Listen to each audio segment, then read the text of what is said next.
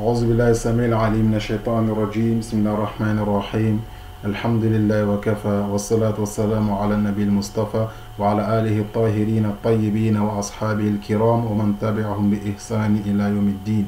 اللهم لا سهل أبدا إلا ما جعلته سهلا وأنت تجعل الصعب سهلا إذا شئت فسهل اللهم لنا هذا الدرس وجعله خالصا لوجهك الكريم وتقبل اللهم منا بقبول حسن وجعل اللهم صواب فلاحنا ورقينا في داري الدنيا والآخرة. أما بعد, chers élèves, chers enfants, assalamu alaikum wa rahmatullahi wa barakatuh. Dans cette deuxième séance, nous allons commencer à développer les empires islamiques qui ont été fondés en Afrique de l'Ouest. Nous allons commencer par le petit A, l'empire islamique du Ghana. Le Ghana est considéré comme étant le premier empire islamique fondé en Afrique de l'Ouest. Certains historiens estiment que l'islam a pénétré d'Akoumbi Salé, la capitale du royaume, depuis le premier siècle de l'Hégire, c'est-à-dire le premier siècle de l'Hégire, l'année 60 Hégire, 679 grégorien. Les relations du Ghana se sont multipliées avec les pays du monde islamique vers la fin du XIe siècle. Surtout après la prise des contacts par les rois musulmans du Ghana avec des Abbassides dont ils étaient considérés comme les représentants des khalifes. De même, le lien entre le Ghana et l'Égypte a longtemps duré. Vous voyez, le Ghana est considéré comme le premier empire islamique fondé en Afrique de l'Ouest. Et certains historiens estiment que cela remonte jusqu'au premier siècle, l'année 60 Hégire. Donc la relation de Ghana s'était multipliée avec les pays du monde islamique. Ils avaient une bonne relation aussi avec l'Égypte, une relation qui a duré. Et les rois de l'empire du Ghana, les empereurs de l'empire du Ghana, ils étaient considérés comme les représentants des khalifes, des Abbassides, de la dynastie Abbasside. Donc encore, il continue les relations commerciales précoces avec le monde islamique ajumelé, à la tolérance religieuse des empereurs du Ghana, furent autant de facteurs prépondérants à l'acceptation pacifique de l'islam des populations et dans l'expansion de l'islam. Donc, les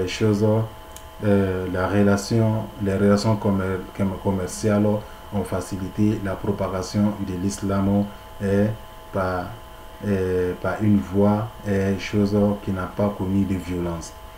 Vint le moment où les immigrés islamiques accédaient à des hauts postes au palais royal. Les musulmans favorisés par leur connaissance de l'écriture et de la lecture parvinrent au fil du temps à créer pour eux-mêmes une ville particulière qui comptait au début du XIe siècle 12 mosquées. Donc les musulmans qui sont venus en empire du Ghana à cause du respect qu'ils ont mérité, à cause de leur savoir et de leur écriture, ont fini finalement à fonder une ville particulière pour eux-mêmes au XIe siècle où il y avait 12 mosquées. El-Bakri Abu Ubaïda dit, c'est un explorateur qui dit: la cité du Ghana est faite de deux villes, dont la première est la ville islamique habitée par les musulmans. C'est une grande ville qui contient 12 mosquées, dont celle qui les rassemble pour la prière du vendredi. Il y avait 12 mosquées, mais il y avait la plus grande mosquée qui rassemblaient les musulmans pour la prière du vendredi, occupant les imams, les moïsiens, les savants de jurisprudence et des scientifiques. Voilà ce qui Al-Bakri dit. Au-delà de tout cela, il y avait la mosquée du palais du roi, dans lequel les musulmans nouveaux venus accomplissaient leur culte. Bakri dit à cet effet: il y avait une mosquée dans le palais du roi où les musulmans nouveaux venus accomplissaient leurs prières et à proximité du roi. Donc, à côté de ces 12 mosquées, il y avait aussi une mosquée qui était pour le palais, dont les musulmans, les nouveaux venus, les musulmans qui venaient nouvellement dans l'Empire, donc ils se trouvaient là-bas à proximité du roi pour faire leur culte, pour faire leurs prières. Donc le Ghana conserva son indépendance politique jusqu'au succès du guide de la troupe almoravide, Aboubakar Ben Omar El Lamtouna, qui prit la capitale de Ghana, Kumbi Saleh, en 1076. Vous voyez, le Ghana était indépendant des autres pays. Il conservait son indépendance jusqu'à l'arrivée de ces derniers, qui étaient les Almoravides, qui sont venus chose occupée la capitale du Ghana. C'était en 1076. Après son envahissement par les Almoravides, cet empire devint un empire islamique. Donc quand les Almoravides sont venus, donc l'empire du Ghana est devenu totalement un empire islamique. Parce qu'auparavant, c'était une ville qui était construite comme pour les musulmans. Mais après, à l'arrivée des Mouravides, les Almoravides, c'est toutes les villes, toutes les contrées du Ghana sont considérées comme un empire islamique. Mais ça ne veut pas dire que tous les Ghanéens, tous ceux qui étaient là, ils étaient des musulmans, pas forcément, mais c'est comme si c'est la loi islamique et c'est l'islam qui dominait et c'est la loi islamique qui était pratiquée.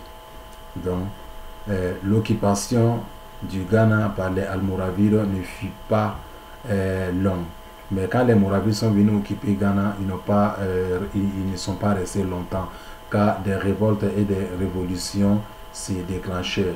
Donc la population a déclenché des révoltes et des révolutions contre eux. Est-ce que c'était pourquoi? C'était contre l'islam? Non, non pas contre l'islam amené par les Almoravides. Ils ne se sont pas révoltés à cause de l'islam qui a été amené par les Mouravides, mais contre l'administration locale.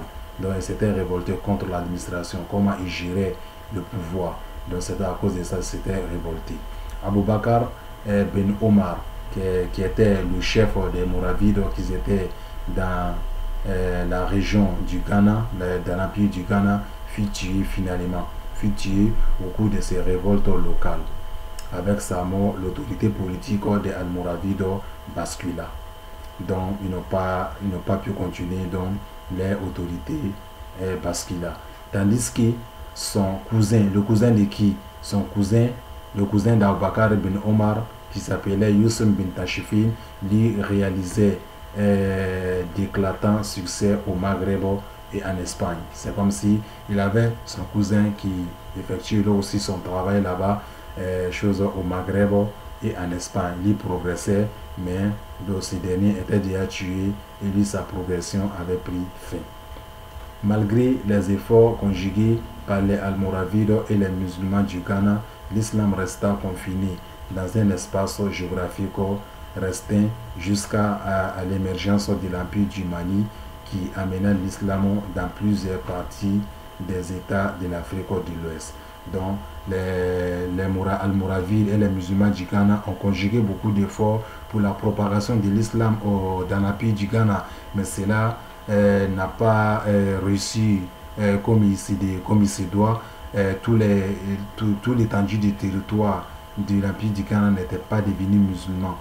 Donc, jusqu'à l'arrivée de l'Empire du Mali, l'Empire du Mali va prendre la place de l'Empire du Ghana. C'est là l'islam sera bien propagé en Afrique de l'Ouest. En Afrique de l'Ouest. Vous voyez un peu le contenu de ce cours. On résume le cours pour dire que l'Empire du Ghana est le premier empire islamique qui a été fondé en Afrique de l'Ouest. Et ils avaient des relations avec les autres pays du monde islamique. Et grâce aux relations commerciales, aux relations commerciales, les populations de l'Afrique de l'Ouest qui avaient accepté l'islam, ils avaient accepté par amour et non pas à cause de l'épée. Donc, vous voyez, donc ces derniers sont venus, les musulmans qui sont venus dans la ville du Ghana, dans l'empire du Ghana, ont réussi à fonder, à construire une ville entièrement pour les musulmans où il s'y trouvait 12 mosquées. Et finalement, Vanna va être envahi par les Almoravides où l'État sera déclaré totalement comme un État, comme un empire islamique. Donc, mais à cause de leur mauvaise gestion et la destination locale n'était pas correcte, il y a eu des révoltes contre les Almoravides qui termina par la mort de Abakar ibn Omar. Donc voilà tout ce qu'on pourrait dire sur l'empire du Ghana, le premier empire islamique de l'Afrique de l'Ouest, qui a participé aussi à la propagation de l'islam dans cette région de l'Afrique. Qu'Allah nous assiste et nous accorde la bonne compréhension. Donc prochainement, nous allons expliquer le petit B, l'empire islamique du Mali. Assalamu alaikum wa rahmatullahi wa barakatuh.